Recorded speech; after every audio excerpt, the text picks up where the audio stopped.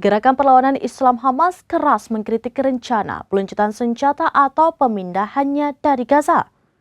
Menurut juru bicara Hamas, Hazem Qassem, tujuan Israel mengusir kelompok tersebut dari Gaza dianggap sebagai perang psikologis yang konyol.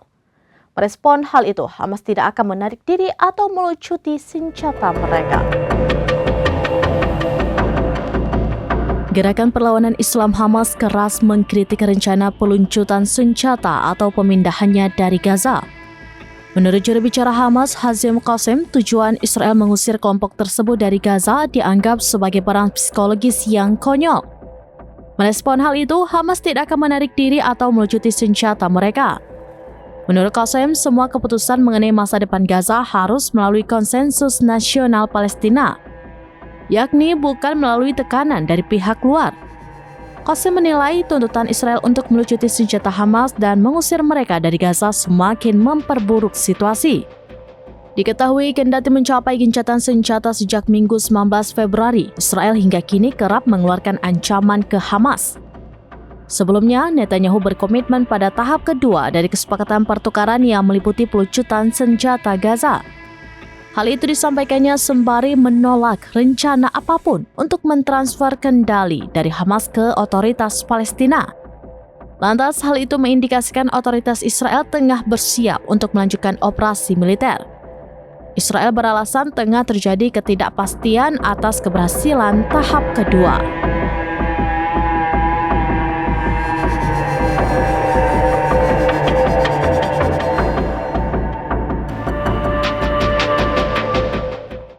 Demikian informasi terkini Syedara Lun, saksikan terus beragam informasi lainnya. Coba like dan share seluruh akun serambinews.com.